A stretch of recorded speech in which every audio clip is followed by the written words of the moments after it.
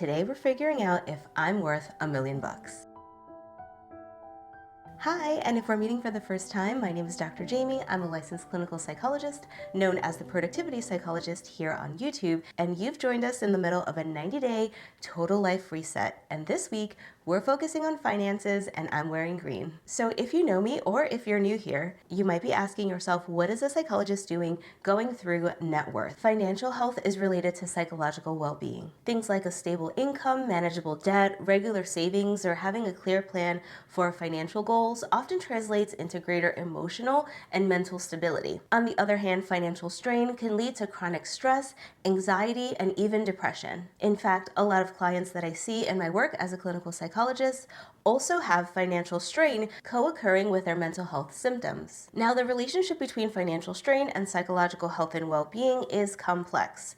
Sometimes the financial strain precedes it, sometimes it's exacerbated because of your psychological symptoms, or sometimes it can be an outcome of managing short and long-term psychological distress. Even people who aren't struggling with psychological symptoms can often benefit from a financial checkup. In one of my favorite financial books, The Index Card, the authors cite data suggesting that up to 65% of Americans struggle to answer basic fundamental questions indicating financial literacy. And it's something that I see both in my clinical practice and in my coaching practice with high-achieving individuals, which is why it was super important for me to include it in my 90-day full life reset. We're about 30 days in, and if you've been here for the last month or so, you know that part of the reason why I decided to go on this 90-day full life reset journey was because I felt like my finances were getting a little bit out of control. And you could check out the first video in the series to learn how that was connected to a recent loss that I had and how I'm trying to get a handle on some of these basic life areas before going into 2025. All week we've been focusing on financial wellness, and today we're going to take a big picture look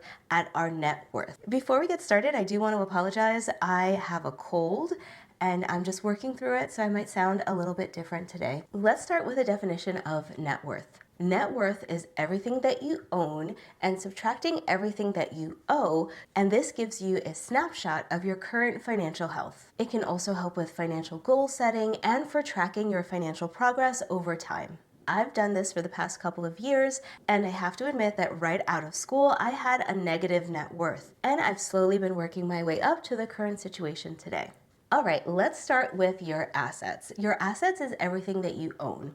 So starting with your home, if you do own a home, one general way to get a current estimate of a value for your home is to log on to Zillow or Redfin and put in your address and determine what the going rate for a house like yours is in your general neighborhood. It's important to know that the listing price listed on these websites is not 100% accurate, and there's no guarantee that you would actually get that price for your home, but it's giving you a good general benchmark, and that's what we're going for here. We're trying to get a general snapshot of your financial health. So that number is good enough. If you want to do a little tweaking, you can look up similar homes in your general area and see if they've sold around the price that is being presented to you on these websites. For example, if your home is being valued at $600,000 and you see that homes of a similar size and style around your neighborhood are selling for around $650,000 or $570,000, you know that that $600,000 mark is generally accurate. Other tangible assets are things like cars.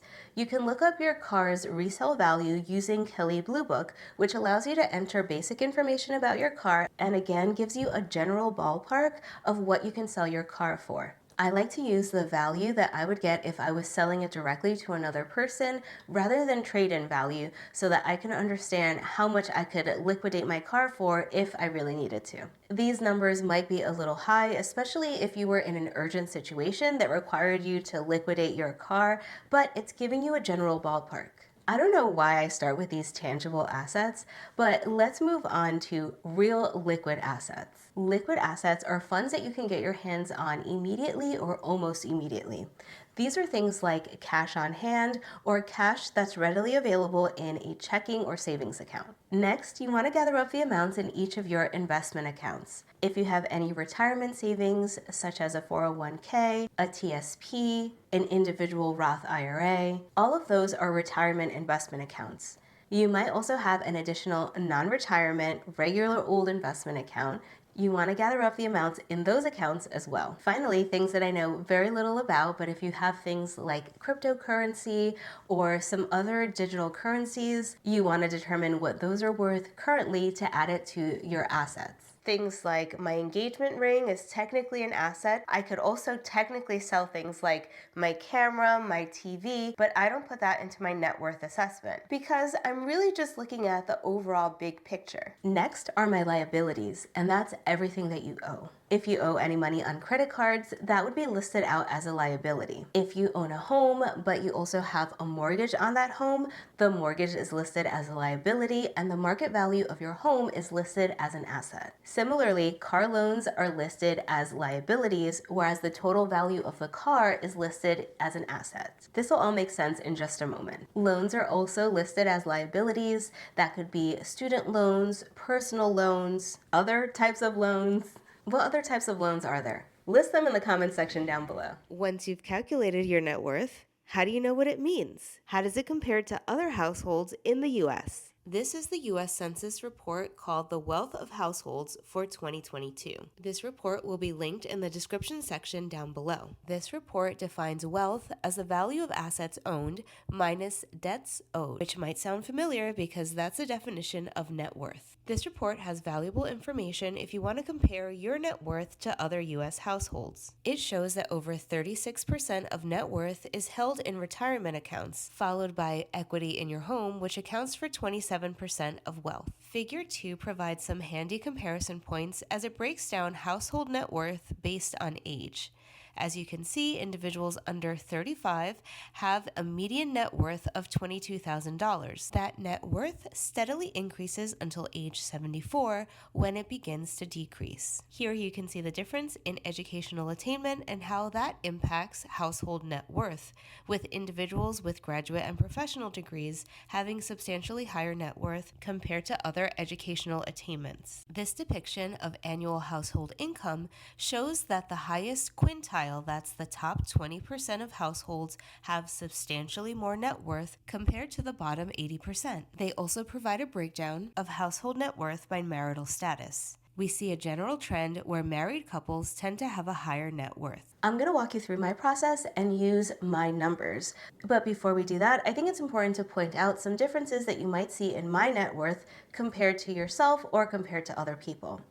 First off, we know that comparison is the thief of joy, and the purpose of sharing my numbers is to simply show you the process. But I want to acknowledge that my income and my husband's income is substantially higher than the median household income. My full-time job is as a behavioral scientist, focusing on performance optimization within different agencies. I also have a private clinical and coaching practice, which brings in additional income. My husband also has a graduate degree and oversees medical and clinical research labs. So taken together, our household income is higher than the median income across the United States. Also, our housing costs have varied from time to time depending on where we live. We're a military family, so we move around a lot, and currently we're in the Washington, D.C. metro area, and you'll see that our house is really expensive.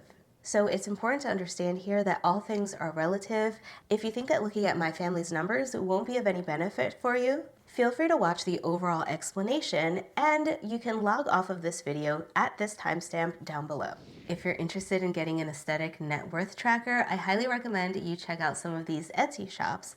And I actually modeled my long-term net worth calculator on this yearly net worth calculator by this Etsy shop, and I'll leave them linked down below if you want to head over and support their shop. Now, this is my version of the net worth dashboard. Starting here on the top left-hand corner, I have a little overview, and I have specific investment goals, but I don't have specific net worth goals. So my investment goal is $3 million, and I calculated that number utilizing the 4% withdrawal rate. I learned all of this from Ramit Sethi, and I'm fairly obsessed with his book, I Will Teach You to Be Rich, as well as his Netflix show and his YouTube channel, where I've learned a lot of the basics of personal finance. I Will Teach You to Be Rich is one of my must-read financial books, and if you're interested in my full list of what I think is essential personal finance reading, leave a comment section in the comments down below, and I will work on that video in 2025. Using a 4% withdrawal rate, if I had $3 million, I could withdraw $120,000, which is a 4% withdrawal rate over a period of years. This box right here calculates net worth year to date, which I haven't calculated yet, but it will auto-populate as we go through the worksheet. Everything in pink could be left alone. We're actually just going to scroll down here to the blue section. Starting with cash on hand. I don't keep any cash on hand, so if people try to break into my house and rob me, there is no cash anywhere except for my son's piggy bank. Should I be sharing that on the internet? I don't know. But my family has zero cash on hand. We also have zero savings in our savings account. That was what triggered this financial panic. I noticed that we had gone through our savings this year. We had to replace the roof on our house last year, and then we had to replace the windows this year. And slowly but surely, we ate away at our savings account. And when I saw that we actually have literally zero in our savings account, and it triggered this financial portion of the life reset. So liquid assets it's zero. Let's move on to investments. My husband and I both have retirement accounts. One retirement account has $128,588. The other one has $101,509,000. That was just open, so it only has $100. We also have a rollover IRA from an inheritance that's $101,000.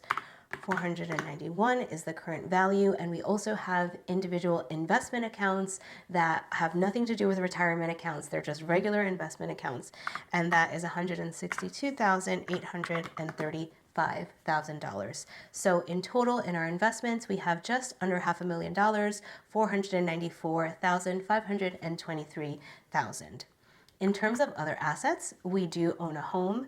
The house is valued at just over $1 million, so $1,075,300-ish. We have one car that's valued at $14,000 and another car that's valued at $12,000. We both drive Priuses that are about 5 or 6 years old. So in total, we have assets of about $1.5 million, but we don't own all of those things outright, so let's go down to the liabilities and identify what we need to subtract from that larger number. So my husband and I carry no credit card debt, so we have zero on credit cards. We do have a mortgage, so we owe $887,157 left on our huge mortgage. We also have one student loan that is at $22,000, and we're hoping that my husband will have his student loans forgiven because he has had more than 10 years of active duty service. So that's something that we're working on, but we still keep it here because we don't know what's going to happen with that. And we continue paying on it until it is forgiven. So that leaves us with over $900,000 in loans. We do own our cars outright, so we don't have any car loans and we don't have any additional liabilities. That leaves us with a total of $909,157 in liabilities. So I'm just going to hit an equal sign here for total assets. It's going to gather that number from there and have it gather that information from total liabilities. So this gives us our net worth. So our current net worth is $686,666,000. That is going to auto-populate right here, so we have our net worth to date. Now, because I value things being aesthetically pleasing, I also put some charts up here so that I can have a visual representation of my net worth over time, as well as additional key data, such as my assets compared to my liabilities, my net worth year over year, and my progress toward my overall goals. Now, going through this entire process actually helped to alleviate some of my anxieties around my current financial situation, but it also highlighted glaring insufficiencies in my current financial picture.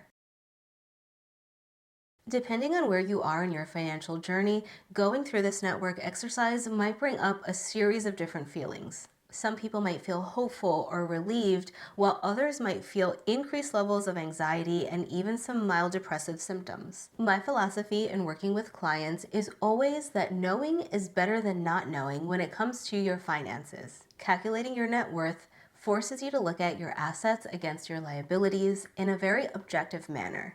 It reduces ambiguity and can help you feel more grounded or informed for your financial decisions. And like we've talked about many times on this channel, if you're struggling with feelings of anxiety, avoidance is not your friend. Avoidance just fosters avoidance. And facing things that are anxiety provoking builds your self-efficacy and your belief that you're able to handle difficult situations. For many people, this uncertainty or not knowing what's going on with their finances is itself a source of stress. Getting a concrete understanding of where you stand helps alleviate some of that stress that comes with the unknown. And having everything laid out for you helps you take a mindful look at your spending, saving, and investment habits. You can identify whether your choices are aligned with your goals and values. Secondly, it's important to remember that you are more than just your net worth. This number doesn't reflect all aspects of who you are as a person, your knowledge, your skills, your interpersonal relationships,